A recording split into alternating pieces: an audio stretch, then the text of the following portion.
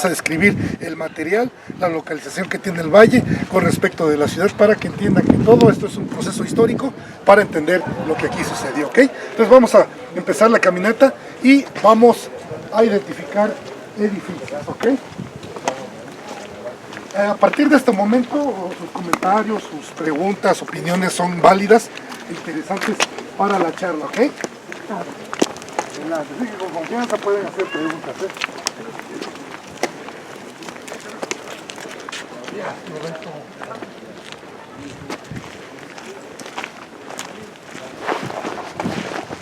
se va.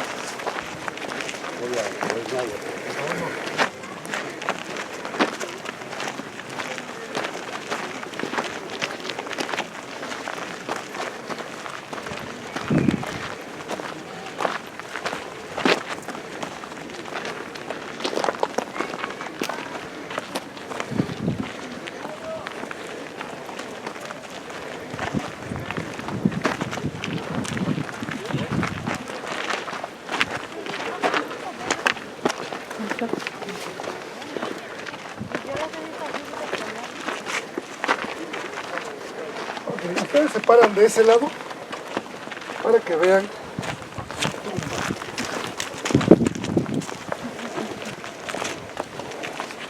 Bien, lo que vamos a ver en unos minutos más, amigos, que son estructuras monumentales, estructuras para uso administrativo, van a ser totalmente diferentes y que no fueron casas.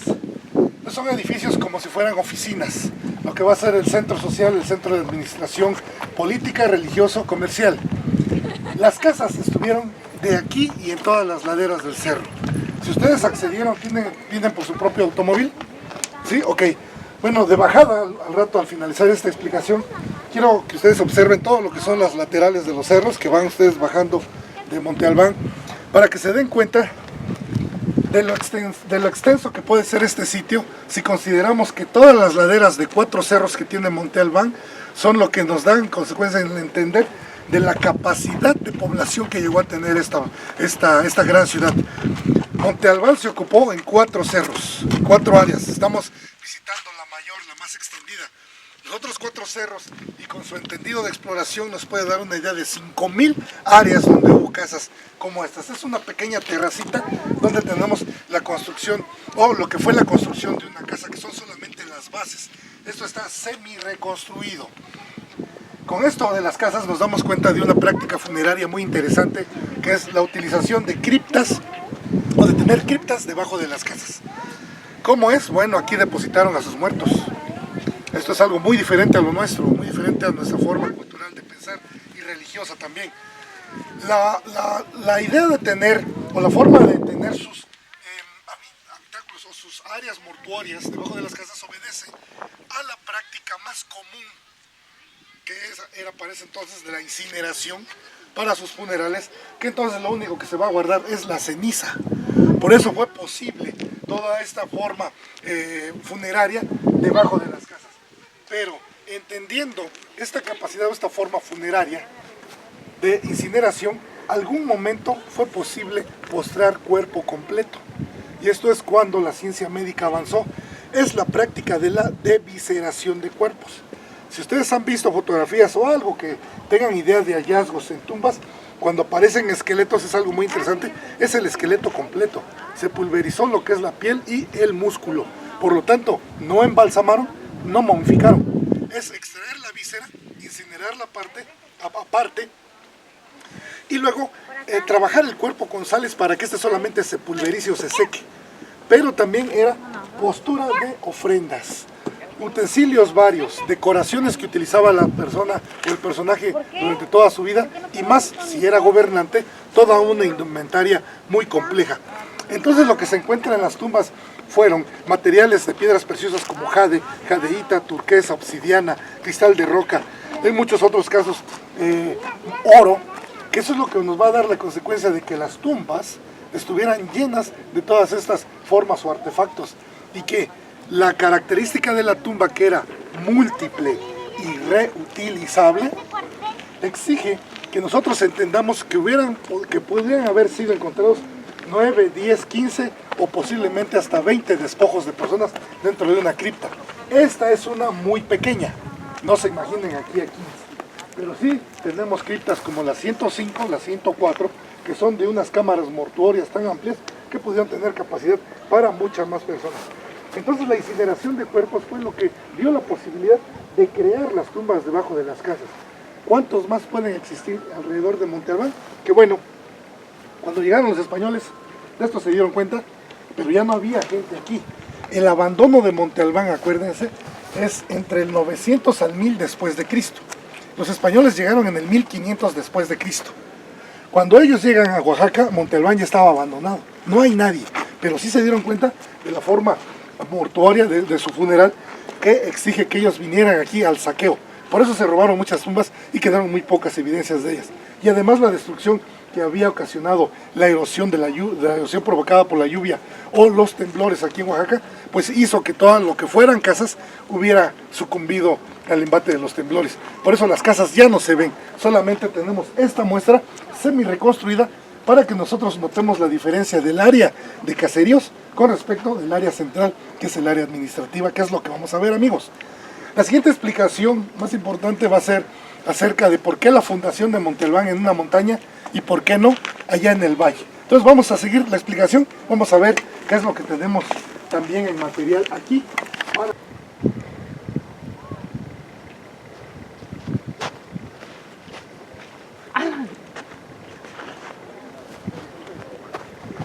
Ahí está la panorámica de la ciudad de Oaxaca. ¿Usted quién es de aquí? Yo. ¿De aquí de Oaxaca? Bueno, no de Oaxaca, alrededor. Bueno, de es de Valle, Puebla. bueno, ¿Ah? bueno, mi esposo me casé con él, Ah, bueno, ¿de qué población es? de la costa. De la costa. Ah, bueno, es usted de la costa. Pero vive aquí en Cimatlán. Sí. Bueno. Pues para que vean, es que les voy a dar una característica de por qué Monte Albán está aquí y por qué no pudo ser ahí abajo, ¿ok? Miren, Oaxaca, ciudad, resultó del abandono de Monte Albán. Por eso se gestó ahí esa ciudad, ¿ok? Bueno. Pero para hablar de todo eso, necesito hacer referencia con el valle. Esta población del municipio conurbado, que se llama Jojocotlán, ya surge o tiene importancia después de la conquista española. Esta extensión del municipio se está dando de forma muy extrema en lugares donde la construcción no debería de ser, porque es inundable. De tal manera que entonces la característica de ese valle, cuando llueve suficientemente y con la incidencia de los huracanes, pues ahí se anega, luego se ven algunas formaciones de laguitos que nos dan la idea de que el manto freático es muy elevado, el nivel del agua en el subsuelo es muy elevado. Entonces, esos son campos fértiles. Ahí se ven campos de cultivo de alfalfa o también de maíz, porque el tipo de tierra es muy fértil por el residuo biológico que tiene. Eso es un lodo, un barro, que dejó la existencia de un manto acuífero ahí abajo. Entonces, había agua en esa parte, que por eso se va a dar la formación de grupos o de asentamientos sociales en partes elevadas. Monte Albán no fue la primera ciudad ubicada en un cerro, ¿sí? Sino también tenemos Dainzú, San José el Mogote o Yagul, aquí en la misma región, en el centro, aquí en el Valle Central, que si vamos ahí también subimos laderas de cerros. Entonces el hombre adecuadamente, obligadamente y por necesidad siempre utiliza lugares altos. No tan altos como Monte Albán en esa antigüedad, pero sí nos da a entender que nunca ocupan ellos esto. Bueno, pero ¿por qué Monte Albán aquí? Muchos dicen que es por estar cerca de los dioses. Si hubiera sido por esa razón, hubiera sido mejor en el cerro opuesto. Pero nosotros estamos seguros que ellos siguen buscando condiciones idóneas del material para construir y que la existencia de agua para el consumo fuera posible. Estoy muy seguro de eso, porque por eso ubicaron Monte Albán. No fue posible ahí porque ese cerro es de cal, pura cal, no se puede construir con eso, y si hay agua no se puede ingerir por el excedente de cal, de calcio. Entonces, fue necesario en esta parte, en este centro, en esta zona rocosa, por el tipo de piedra. Este tipo de piedra es un tipo de piedra sedimentaria, es una roca de arena, por esa consistencia es muy porosa. Esta roca absorbe agua, de tal manera y en cierta cantidad que es muy seguro que los hombres tenían agua de la montaña yendo nada más a la parte media de Monte Albán, porque hay pocitos todavía donde existe agua en la actualidad. Eso nos da la idea de la fortaleza natural que tenía la montaña y que la misma consistencia de la piedra es útil para la construcción. Estas rocas sedimentarias tienen fisuras naturales, vetas de sedimentación. Ahorita les muestro una en el camino. Usted taladra, hace una fisura sobre esa veta, sobre esa fractura natural, usted la rompe y puede obtener caras perfectas que nos van a llevar a concebir los bloques que ellos tuvieron para la construcción. Otra característica muy seguro que entendemos de esta montaña es que al ser manto sedimentario, esto alguna vez emergió hace millones de años. Los mantos sedimentarios, amigos, tienen una característica de que tienen terraplenes en la parte superior. Esto no era un pico de montaña. Es muy seguro, sí, que tenía sus irregularidades topográficas que fueron utilizadas o aprovechadas por el mismo hombre o liberando material para ir haciendo la extensión más y cada vez más amplia de la Gran Plaza o de toda la meseta de Monte Albán. De tal manera que con ese uso que le van a dar, ocupan todos los cerros a su alrededor, aledaños a Monte Albán. Ese cerro donde tienen ahí casitas, que son invasiones que se tienen hoy, bueno, también es área arqueológica, nada más que ahí ya el terreno está completamente erosionado. Esta montaña, amigos, no es la misma que hace 2000 años o hace 3000. A esta montaña le hacen falta muchas cosas que se las ha llevado el agua. La erosión que ha modificado y ha deshecho la montaña, no tiene nada que ver esta figura con la que estos hombres vieron hace más de 2000 años. Entonces, modificaron toda la montaña. El hacinamiento poblacional que esto llegó a tener pudo haber sido hasta de 80,000 habitantes como mínimo. Eso nos da una razón del abandono. ¿Qué pudo haber pasado aquí para que abandonaran este sitio? ¿Preguntas? ¿Respuestas? ¿Alguna ¿Tendrían peste, enemigos? enfermedad, guerra, sequía? El hacinamiento que dio el hombre aquí al postrarse y tener más de 80,000 habitantes, eso va a crear descontentos y principalmente que el agua no fuera suficiente al final. Va a darse entonces lo que es el abandono de Monte Albán para ubicarse en sitios seguros con dos características básicas como Oaxaca, Mitla o Sachila, yendo así hacia el norte, teniendo dos características básicas. Por eso les había dicho, Oaxaca resulta de Monte Albán a su abandono. Oaxaca ciudad no está en un plano completo, sino en una inclinación que deriva de la montaña. Si ustedes se postran en la catedral de ahí del centro de Oaxaca, o bien van a Santo Domingo, ustedes van a ver que sus calles están en inclinación que viene de sur a norte. No se inunda. Cuando llueve, toda el agua corre y se deposita hasta el sur extremo. Y también estuvo al lado de un río. Al lado de un río que ya fue entubado en 1970 por los humanos, que es la Avenida de la República. ¿Sí ha oído usted hablar de ella? Aquí, bueno, pues esa Avenida de la República sigue el zigzag de lo que fue el río San Felipe, que abastecía del agua a las personas de Oaxaca en ese momento. Cuando se van de aquí, no se llevaron a sus muertos. Ya les había explicado la tumba, ¿no? Bueno, aquí los dejan, se van ahí y entonces hay reutilización de tumbas eventuales de los ancestros, que es o utilizar otra vez las tumbas o reofrendar. Por eso estamos muy seguros que la utilización de Monte Albán todavía 200 a 300 años más tarde, después del abandono, es posible porque aquí se quedaron sus muertos. Llegan los españoles, se dan cuenta de eso, vienen al saqueo y con eso continúa la destrucción de Monte Albán. Y por eso, y por la mano del hombre, es que la destrucción nos deja ver solamente un 10% de lo que fue una gran ciudad que dejaron los zapotecas. Ese más o menos es el proceso de uso, transformación y desuso de Monte Albán, amigos, para que entendamos más fácilmente las estructuras.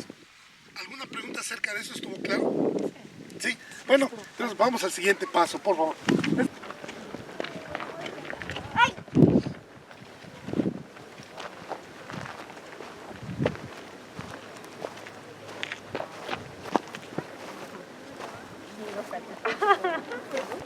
Sí, sí pues esa es la chamba que hicieron estos hombres. Trabajo muy arduo, es muy seguro, por eso tiene una trascendencia muy importante de saber que estos hombres sabían nivelar terreno, sabían lo que es un escantillón de medida, sabían lo que es imponer con una estructura la importancia del hombre. Por eso les voy a platicar de esto. Miren, un templo como es, muy al contrario de como ustedes hayan oído o hayan leído acerca de templos prehispánicos, un templo no fue un edificio, sino es un espacio, es un área como esta. Debe estar gobernada o regida por la existencia de un altar. Ese es el altar, para poner ofrenda. El altar tiene una característica básica, que no rebase la medida humana, ¿sí? Porque es para que usted la alcance, se retire y celebre. Entonces el área de celebración es todo esto, es el patio del templo. El palacio del sacerdote sería ese que está ahí arriba, con esa pirámide. Entonces todo esto es un área religiosa que tiene una característica también que obliga a que la arquitectura mesoamericana pueda dar la intención de una buena sonorización, porque hay una acústica aquí, así.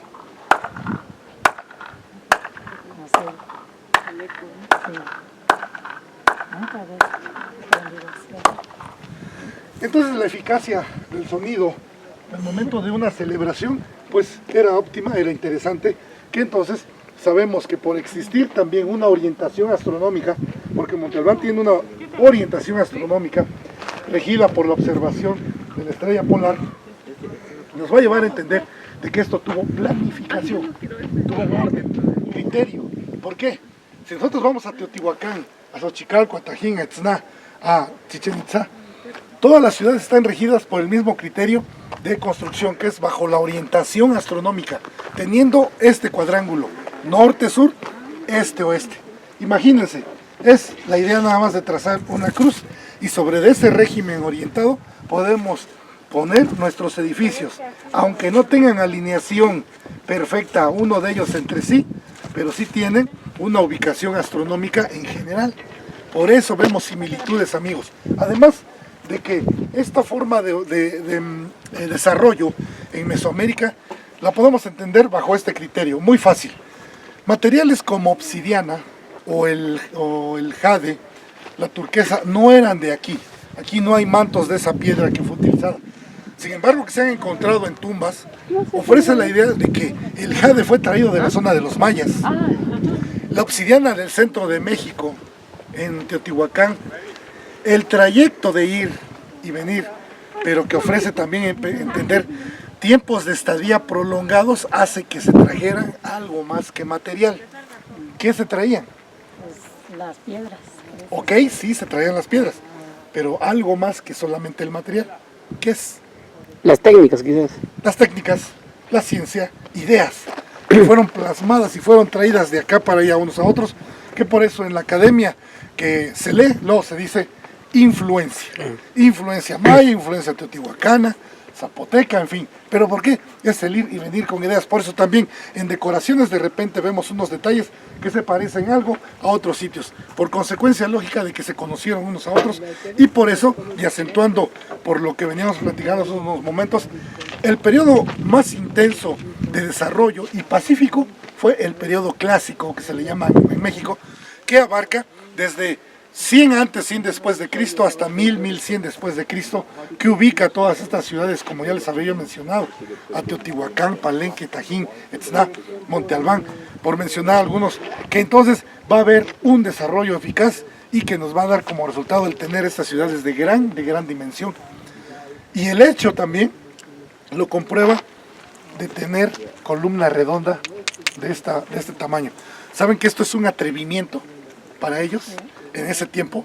O sea, atreverse a construir una columna redonda y de gran tamaño, porque esto debió tener máximo 3 metros de altura. Eso es retar al propio peso estructural que tiene como sí la columna redonda.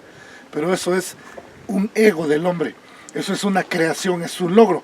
Por lo tanto, saben que la columna redonda, que alguna vez fue de manera objetiva, estructural y de soporte de techos, ¿sí?, en casas, bueno, después se vuelve solamente estética y es totalmente un abuso estructural.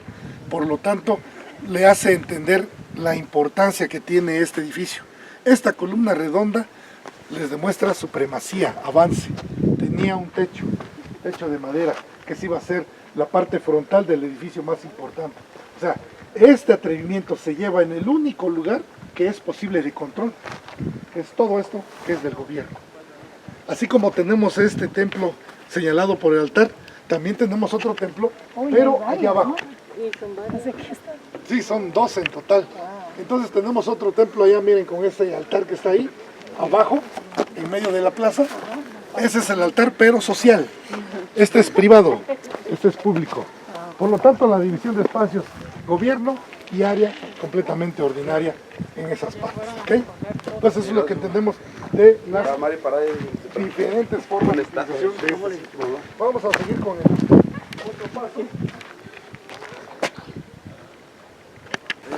Miren, por eso estos hombres, yo sé, estoy certeramente convencido de que estos hombres supieron el manejo total de toda la naturaleza de la montaña. Por eso estuvieron aquí. Miren, yo les había hablado de que esta es una roca sedimentaria, es una roca de arena.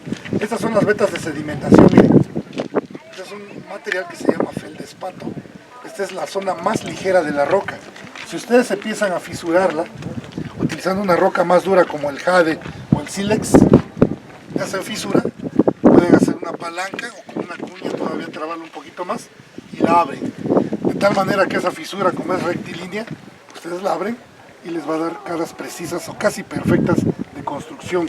Entonces, tanto tenemos esta, también tenemos otras fisuras aquí, miren, muy tenues, o tenemos otra aquí, que eso es lo que aprovechó el hombre para su construcción. De tal manera que por eso tenemos una lucidez tan interesante y que por eso el acarreo de materiales no fue tan difícil, porque una vez fisurada la roca podemos tener esta dimensión de edificios completamente de ego y de atrevimiento humano. Entonces, por eso es que llegamos a concebir. Vénganse, vamos allá abajo. ¿Ha construido varias veces? En que empieza esto a ser protegido más técnicamente y científicamente, empiezan con los trabajos del señor Alfonso Caso y Andrade en 1931, cuando ya tiene el permiso de exploración, pero él se aboca específicamente a hacer excavación en áreas posibles para encontrar información, y así lo llevó a encontrar el 9 de enero, el sábado se cumplen 84 años, si no mal o hago mis cuentas, 84 años del hallazgo de la tumba número 7, que él denomina así por el orden en que le tocó, donde se encontró un residuo en una tumba de 9 esqueletos y una ofrenda muy intensa de oro. Esas son excavaciones. Las reconstrucciones empezaron en 1945, que ya estamos hablando de limpiar edificios y hacer más o consolidar las fachadas de los edificios utilizando el mismo material que existen alrededor. Pero ha habido varios eventos de reconstrucción de 1945 a 1955. Luego viene otro desde 1960 a 1970. Ya el doctor Alfonso Caso ya no estaba para 1970. La última fase de reconstrucciones y en diferentes otros lugares de Montalbán fue en el periodo 92-94 con Salinas de Gortari. O sea, esto que usted ve ya como resultado arqueológico es por diferentes fases de reconstrucción en algunos edificios poco a poco. ¿Se imaginan lo arduo que debe ser rescatar una ciudad y luego todavía mantenerla así limpio? Para que nos demos cuenta de lo lúcido que fue todo este sitio, con colores, pisos, techos, que todo eso desapareció. Entonces por eso es notable entender que bueno, se hace un esfuerzo bastante interesante, se recupera y se fortalece, nada más. Y esto nunca va a parar.